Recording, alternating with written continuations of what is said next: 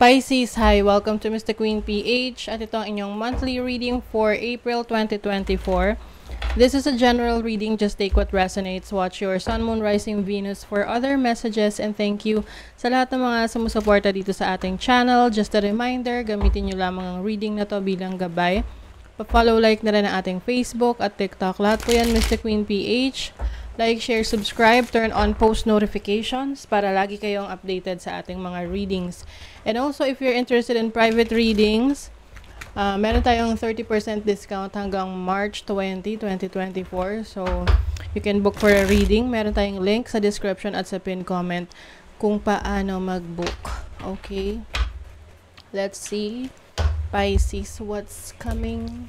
Anong parating ngayong April sa inyo? Let's see. For Pisces.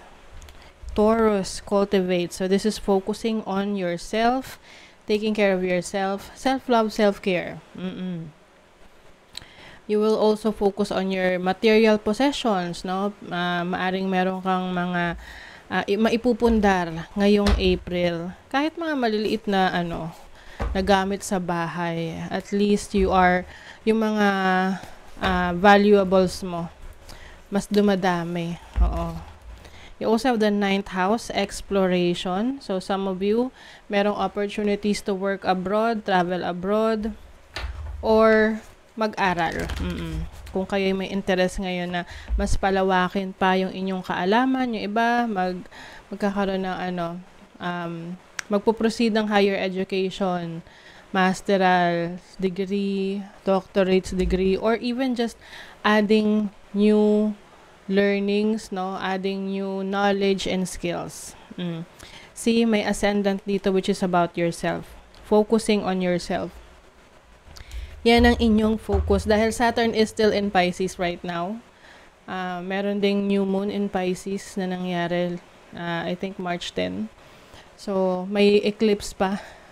So, maraming ganap, no, for Pisces ngayong April. So, mas centered kayo sa inyong sarili. Maaring meron kayong mga i-improve sa inyong sarili. And there's also a lot of freedom for you. Mas meron ka ngayong kalayaan na magawa ang gusto mo. Let's see your overall energy. You have the moon. Very much in tune kayo sa inyong instinct, intuition, ang lakas ng inyong mga pakiramdam ngayon. Tingnan nyo, you are realizing your true power. You are realizing yung value mo talaga. Na yung iba, ang tingin nyo sa sarili nyo, parang hindi mo to kaya, maliit lang, no? Parang you feel like para lang kayong pusa. Pero yung pala, kayo ay isang Black Panther. 'Di ba? So, this is you stepping into your own power ngayong April. You have the 5 of Swords.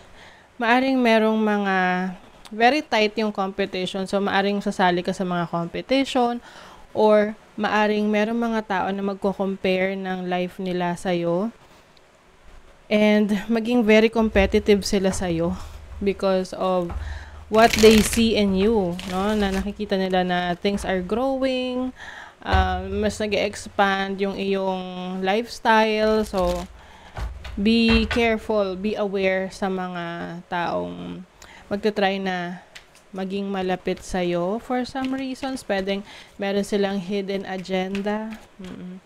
Let's see your challenge. You have the Emperor and the Knight of Swords. So, yung iba sa inyo, ang challenge is pag-decision. Minsan kasi, andyan na yung mga opportunity sa harapan ninyo, pero nahihirapan pa kayong mag-decide kung susubukan nyo na. Kaya nga, it is important to focus on yourself, to center yourself. Iwasan yung mga distraction, iwasan mo rin na makinig sa mga payo ng iba na alam mo naman na walang sense, no? Para sa iyo. Mag-focus ka sa sarili mong instinct, sa sarili mong intuition, sa sarili mong desisyon para hindi ka ma-distract ng iba. Nakaka-distract kasi yung may mga nagsasalita or nagsasabi ng kung ano-ano na dapat mong gawin. Yung mga nakikialam. So, your opportunity, you have the Seven of Pentacles and the Justice card. Wow. So, yung mga trinabaho mo, ineffortan mo ng mga nakaraan, you are reaping the rewards. Okay? So, ngayong April, makikita mo na yung resulta niyan, yung mga pinaghirapan mong ineffortan mo sa trabaho, sa business mo. So, kailangan pa ng patience, no? Oo, but things are coming into fruition. Malapit mo nang makita, malapit nang iparamdam sa'yo yung resulta ng mga pinaghirapan mo. Kailangan na lang talaga ipagpatuloy mo whatever you are doing na nagwo-work para sa'yo, no? Kung yung business mo ngayon, nakikita mo na nag-grow, umuunlad, keep doing what you're doing. Or yung career mo ngayon, nagpo-flourish, keep doing what you're doing. Or even your relationship, okay naman, maganda yung takbo, keep doing what you're doing. Kasi yan ay may resulta, merong rewards yan for you. Let's see your blessing. The Six of Pentacles and the Eight of Cups. So some of you, meron kayong mga ipupursue na mga gusto nyong gawin na pwedeng dati may pumipigil sa inyo. Pwedeng kayo mismo yung pumipigil sa sarili nyo, pwedeng kulang ng resources, pwedeng may mga taong hindi naniniwala sa kakayanan nyo, kaya sinasabi sa inyo na hindi nyo kaya. But as a blessing, I feel like you will pursue whatever you really want to pursue ngayong April. Kasi alam mo sa sarili mo na binabackupan ka ng universe. Alam mo rin sa sarili mo na merong taong nakasuporta sa'yo. Whatever your plans are, ano man yung mga gagawin mo, ipupurso mo ngayong April. So, yung iba sa inyo, you are going to leave a situation. Pwedeng aalis kayo dyan sa trabaho na yan. Yung iba, yung aalisan nyo na trabaho, okay naman eh. Yung tipong meron namang growth, pero alam mo sa sarili mo na meron ka pang gustong i-pursue sa buhay na kung saan merong fulfillment. Kasi 'di ba, kahit na nag-grow ka sa isang bagay, sa isang sitwasyon, pero kung hindi ka naman fulfilled, hindi rin siya 100% na magiging masaya ka. So, I think you are going to follow your heart. You will follow your desires. What you really want. Yes, believe in the impossible. You are very hopeful, aspiring. Some of you, maaring meron kayong kaharapin na court cases or cases related sa batas. Pwedeng meron kayong kailangang ayusin na papeles, dokumento, permits. Also, merong mga communication. So, you will be very busy talking to a lot of people. So, yung iba sa inyo, meron kayong mga contacts na kung saan magbibigay ng instruction sa inyo kung ano yung gagawin nyo next. Or you will be networking more, talking to a lot of people. Let's see what else.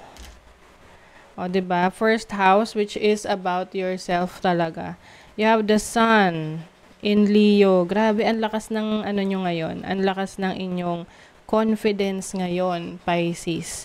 You have the strength that you need with the Sun here, and the Leo energy is yun yung tiwala mo sa sarili mo no? Very much focus ka ngayon sa sarili mo. I mean, onset of the reading, sinabi ko na yan sa inyo, na focus kayo sa sarili ninyo.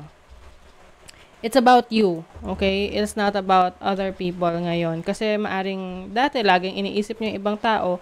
Ngayong April, ikaw naman, sarili mo naman. Diba? Let's see what else. You already have all the answers. So, kung saan ka man direksyon papunta, alam mo kung paano makarating doon. Deep within your heart, you are being guided by your spirit guides. Hindi mo na kailangan ng mapa na yan kasi na yan instill na sa'yo. It's within you. Yung guide na yan. Flower, be honest with yourself. Yes, pagpapakatotoo sa iyong sarili. ano yung pangangailangan mo, ano yung kailangan mong i-fulfill para sa sarili mo. Yun yung importante. Kasi alam mo na meron kang kailangang ayusin, i-fulfill sa sarili mo. Pero dati hindi mo pinapansin yon kasi iniisip mo yung iba kaysa sa sarili mo. Ngayon naman, you are attending to your needs. Oh, 'di ba? So, that is your reading, Pisces. Thank you so much. Bye.